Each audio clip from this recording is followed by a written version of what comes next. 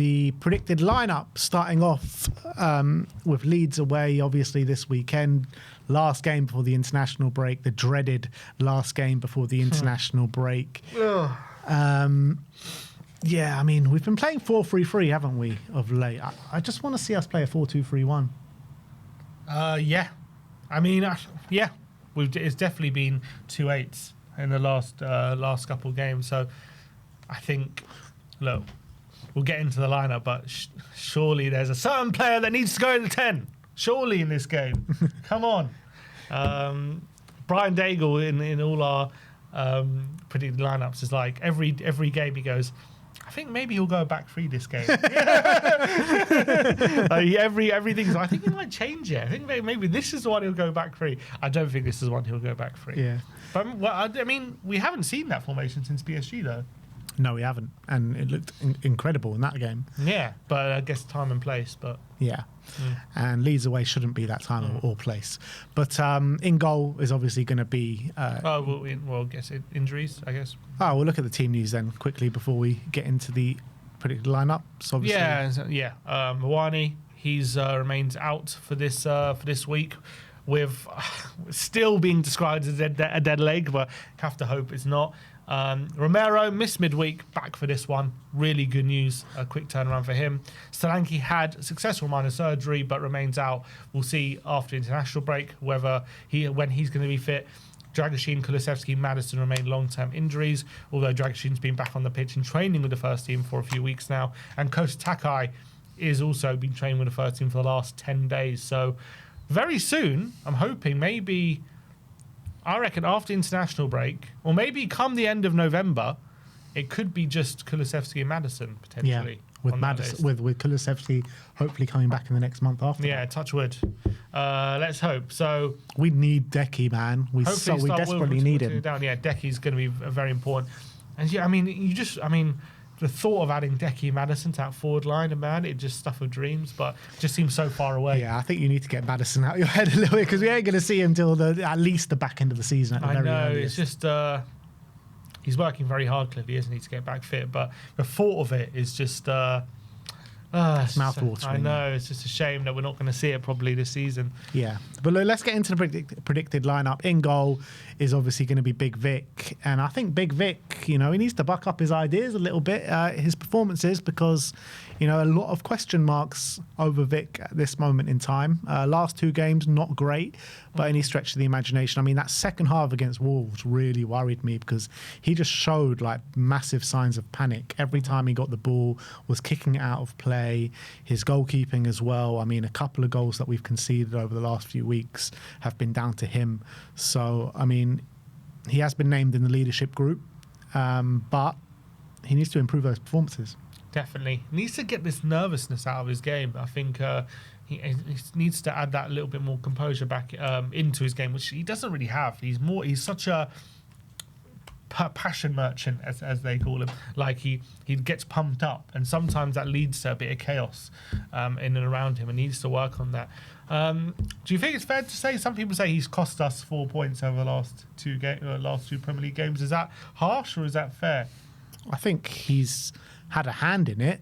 I wouldn't say it's been solely him that has cost us those points, but I would argue he's been a contributing factor. I'd argue Wolves, no, because I don't think it's totally his fault for the result, because they were getting in that game anyway. I would say Brighton, I would argue maybe, because we were actually played quite well, and that goal came out of a bit of nothing. True. And we might have won that game if he didn't make that mistake. Yeah, so I think Brighton maybe. Yeah. I would say Wolves not necessarily. Yeah, because Wolves were just putting a stinker in the second half. Yeah, you're right. Brighton was probably one of our better performances of the season. Mm-hmm. Yeah. So Vic in goal, right back. I think Pedro Porro comes straight back in. Oh well, he started against Bodo, but he was rested against Wolves, and he was missed. I felt. And in this kind of game, we're going to need him. So I think I don't think he can go Spence right back. I think Porro comes in.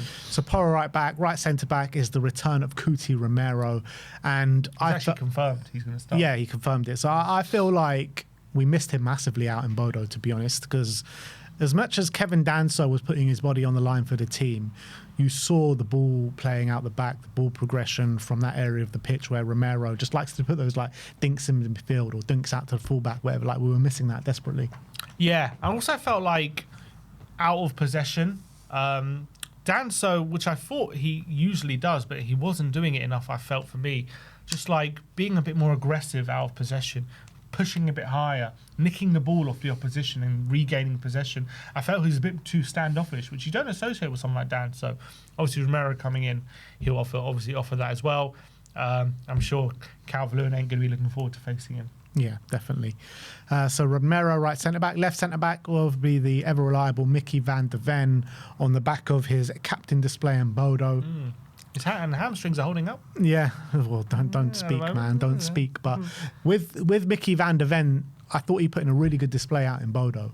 But there was that kind of period, wasn't it, where he just got a bit too overly frustrated and it looked like he could be playing himself into a red card, but he did, scrap that out of his game, got us a goal, and ended up with a very good display. Yeah, I think for his first run out as captain and having that responsibility, I think he did quite well. You could see in the back line he was the one ordering players around, giving instructions. He took that responsibility on quite well. And obviously he did drag us back in the game with the goal as well, so he took that responsibility as well. I thought he actually did defend quite well for most of the game. So, look, Mickey's such an important player for us. I think he's actually growing as a centre-back even since Frank has come in. So I really like his progression. And look, we all know if he can stay fit, there's no stopping Mickey van der Ven becoming one of the best in the league if he's not already. Yeah, I completely agree with that. And then to make up the final player of the back four, it's a toss-up between Destiny and Jed, and I feel it will be Destiny. I think Destiny, when you're looking at his performances away at Brighton, I thought he was our best player on the park that day. Such a threat down that left-hand side, and we're going to need that in this game to break down this Leeds team. I think, horses for courses regarding Udogie and Jed Spence, and I just feel like this is a much more a game suited for Destiny Udogie. Agreed. And obviously Udogie did get that rest in midweek as well. I think in line to start in this game, and I think he's going to be needed. I think he's been, obviously Brian, I thought he was brilliant. Wolves, I thought he played really well as well. He just needs to add a little bit extra when he gets in those positions of just picking his players out. And once he does that, there's going to be just no stopping him. I think his final ball is just a tiny bit off at the moment, but it's nearly there. And I think the more he practices it and gets in those positions, it's going to come, I really think. I think his link-up play and getting in behind and linking up with wingers and just putting the opposition fullback in midfield under pressure, it's been fantastic. And if you're an opposition winger, how hard must Udogie be to track? It must be near impossible. So powerful, and he's just away from you. Nothing you can do. So I think I think he has to start in this game, and it's going to be very important. Thing is with Destiny, he's just consistently arriving in the right areas, isn't he? And like you say, it's just about that finishing touch now. Because there were a couple of times in that Brighton game, he was in the right area, just picked the wrong move or delayed the pass a bit too long. But you trust him to get that right. So that's the back four: Pedro Porro, Coutinho Romero, Mickey van der Ven, and Destiny Udogie. Now the hardest bit every week. Yeah, exactly. Moving on to the midfield, I think the first midfielder we're going to put in, I think João Palhinha. Obviously, he was on the bench for Bodo, which I think was probably in line to give him a bit of rest coming in for this game. Yeah, I think so. And obviously he's been such an important player for us. Did play 20 minutes out in Bodo, but I think he was rested because he needed a rest, but he's coming back in for this game. I'm pretty confident. Yeah, so João in the midfield. Now, who goes next to him? In my opinion, what I want to see is Archie Gray there. There's been a big clamour for Gray. Yeah, everyone is saying Gray this weekend. Doesn't mean it's going to happen just because there's a fan consensus that he should play, but there is, and I think that's what everyone wants to see. Had a great cameo in Bodo when he came on, did really well against Doncaster when he started. He was asked about him in his press conference and was very complimentary, but I don't know, I got a sense that from his answer he might not start. I just got a sense of it. Sometimes it's not necessarily like anything logical, it's just given how he was answering the question, it didn't necessarily point to he's definitely starting. One player is actually also available, we didn't mention, is Basuma, but I don't think he's going to get a go in this one. But he is actually available now. which is interesting. Obviously, you could make a case for Bergvall. Could Bentancur? He likes to play. He's been liking to play them together. Could he retain his place? Sarr didn't have a great game in Boda, but he's also available. A lot of different options, but I think, look, let's give Gray a go, man. I think we should put him in. I'm not 100% convinced he actually will do it, but I'm also not really sure who it is going to be. So I think it could be as much Gray as anyone else. Yeah. I mean, I don't really want to see Bergvall in the 10. I like him a lot better, a bit deeper, like in the 8. I think Bergvall's a lot better there. You got Pape. I thought Pape, he just looked a bit leggy against Boda.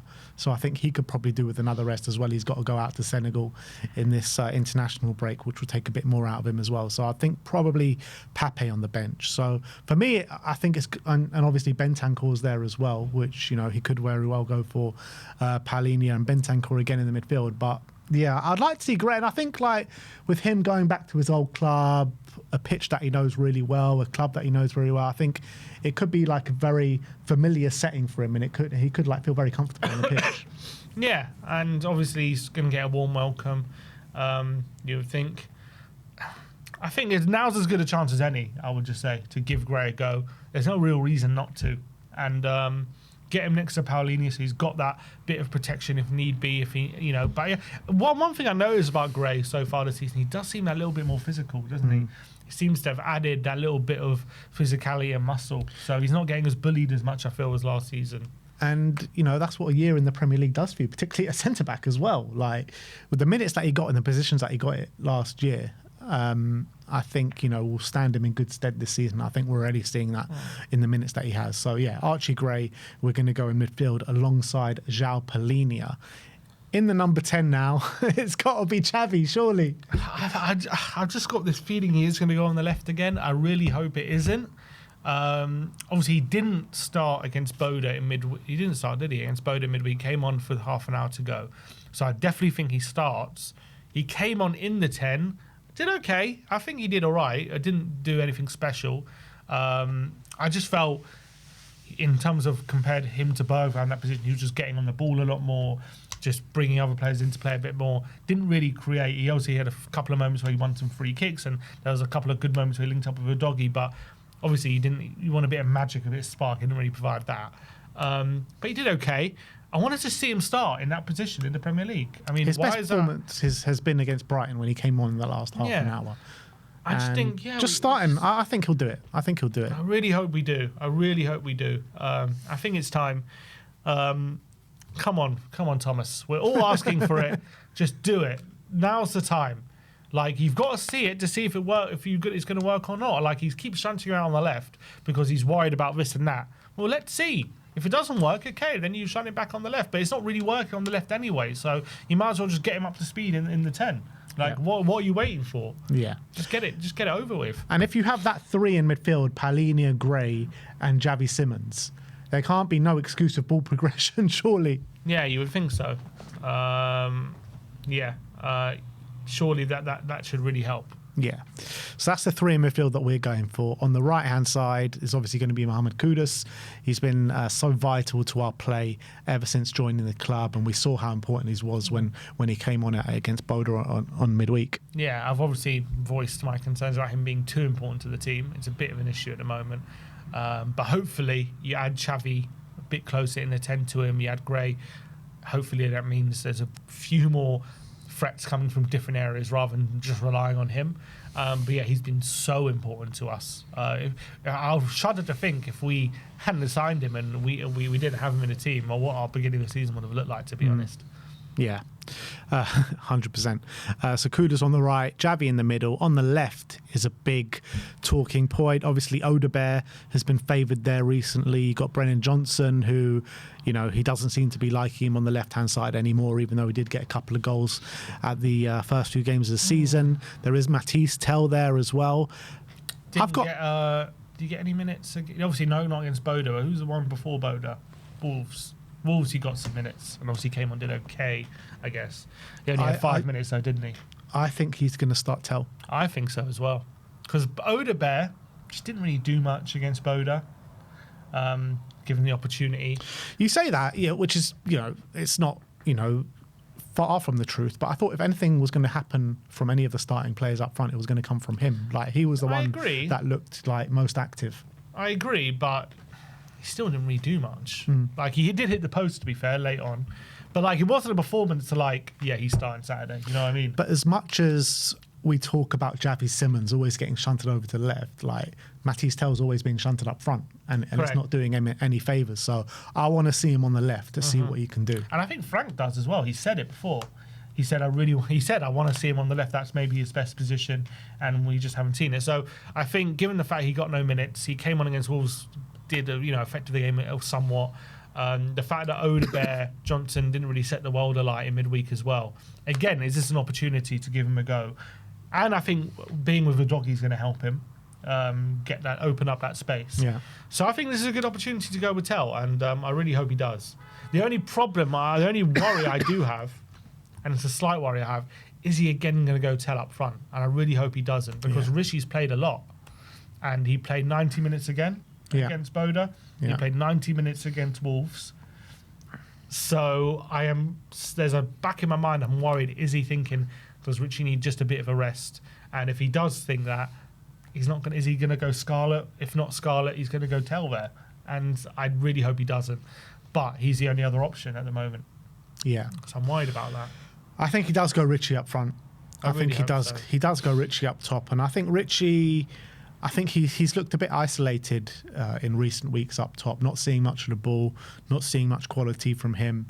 But let's hope that he can do the business in this game. And if we're saying this is the team, hopefully he won't be as isolated as he has been in recent weeks. If you get Xavi in the 10, if you get Archie Gray just behind, Kudus and Tell either side, then hopefully we can get Richarlison more involved. Yeah, for sure. And I think Tell's the kind of player who will like to get close to him a bit, because I think Odebear likes to stay a bit wider, but I think Tell will like to get a bit closer to goal.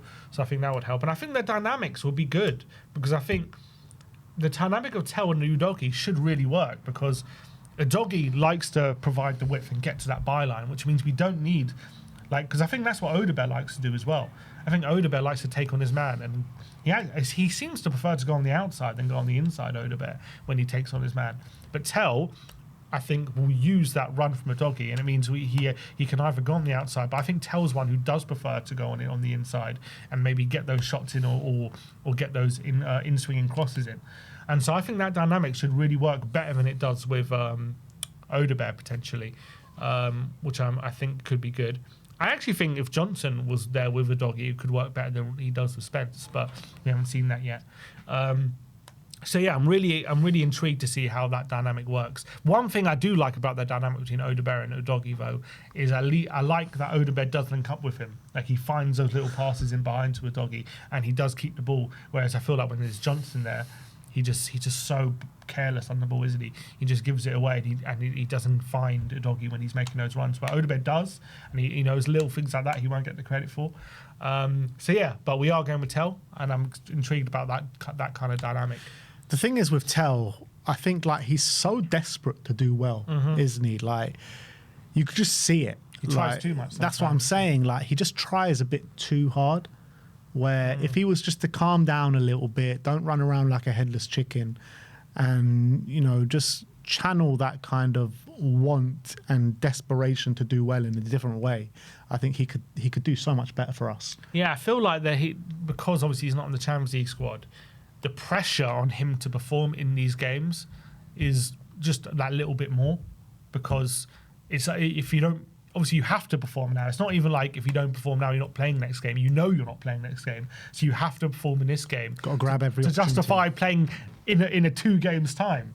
And so it's like a weird thing. If you don't play well in this game, that means you might have to wait 3 weeks before your next chance. So the pressure to really show what you're capable of is even more than it would have been in other given situations. So I think he feels like, okay, I need to get a goal, I need to get an assist, I need to get in these positions. Like, sometimes there are positions where maybe he should be passing, he goes for goal because he just feels like he needs to be showing his usefulness in every game. But that's also not a great mentality, because it always should be for the team. It shouldn't be about you, but it's difficult when you're in that situation. you know, because you always, especially when you're young, like Tell, you're 20, you're not as experienced, you're still making your way in the game. You're still trying to prove how good you are, and you're still trying to show you should be starting every week and everything like that. I feel for him a bit, but I agree with you. I've seen other players go, you know, they go through this, they just do too much. I remember Kane, I know it's a very different situation, but even Kane, after he had that amazing first season, if you remember, in his second season as our starting number 9, I think the first 10 games of the season he didn't score, and you could see he was just trying so hard. He was like taking too many touches, and he was inside his own head. I remember it just clicked suddenly. Like he got his goal, like he got a scrappy goal against City. I remember, like a deflected off his shin and it went in, and all of a sudden the goals came flooding back. He was only taking one touch, and he was doing things instinctively, and he wasn't thinking too much. I think that's sometimes how it goes for players. Yeah. Look, it can go both ways. Like, but I feel like hopefully if he gets that one goal, you'll see the whole weight of the world kind of lifted off his shoulders, and hopefully he'll start playing again, start playing with a bit of, you know, a bit of less pressure and a bit more kind of freedom within himself a little bit. But look, that is the 11 that we're going for. So Vicario in goal, Porro right back, Destiny left back, Mickey and Kuti at centre backs, Paulinia, Archie Gray at centre midfield with Xavi in the 10, Kudus on the right, Tell on the left, and Richarlison up top. Let us know your thoughts on the lineup. Is that the lineup you would go with? Is that the lineup you think Frank will go with? Let us know your variations in the comments section below. But it is time